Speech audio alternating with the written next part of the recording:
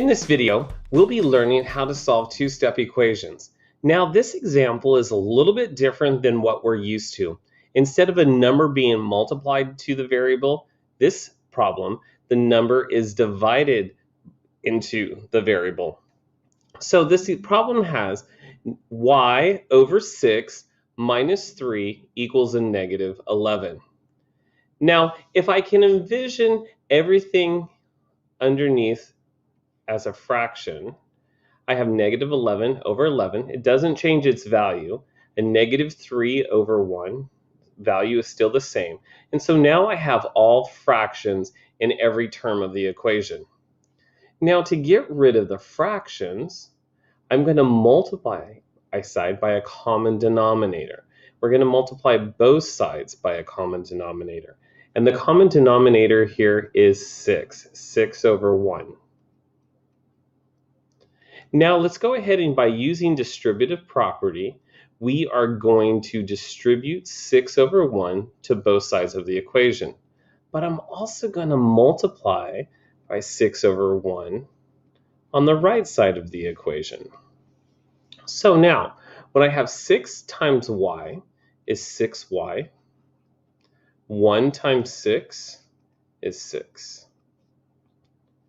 6 times a negative 3 is a negative 18. 1 times 1 is 1. Keep my equal signs in line. 6 times negative 11 is a negative 66. And a 1 times 1, here you go. Now you might ask yourself, hey, you didn't get rid of any of the fractions. So let's start simplifying. 6 over 6 is 1, so I have y by itself. Minus 18 over 1 is just a negative 18. Equals negative 66 over 1 is a negative 66. Now this looks a lot better. No more fractions. We got rid of the fractions. Let's just do our one-step equation. Here we have negative 18. To get rid of that, I'm going to have to add its inverse. So positive 18 to both sides. This is going to create a 0, leaving y by itself. And then a negative 66 and a positive 18. Some of you guys might be freaked out because this is not necessarily a familiar number. But which number has the most negative signs or positive signs?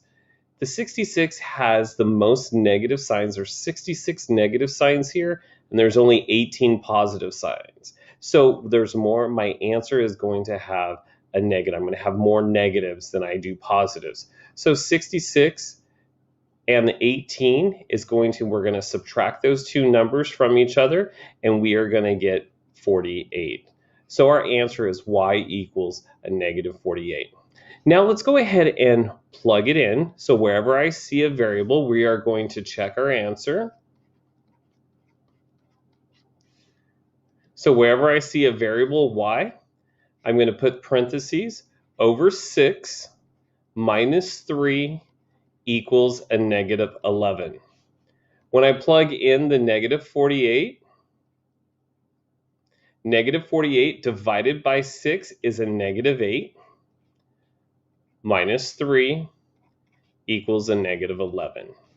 Negative 8 and a negative 3, we combine those together, gives me a negative 11 equals a negative 11, and we check.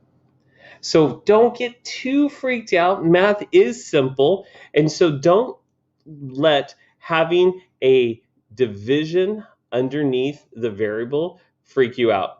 You just remember, hey, I got to take my inverse operations, take one step at a time. Remember what I do on one side, I need to do to the other side to balance out the equation. And then as always, I check my work. All right, guys.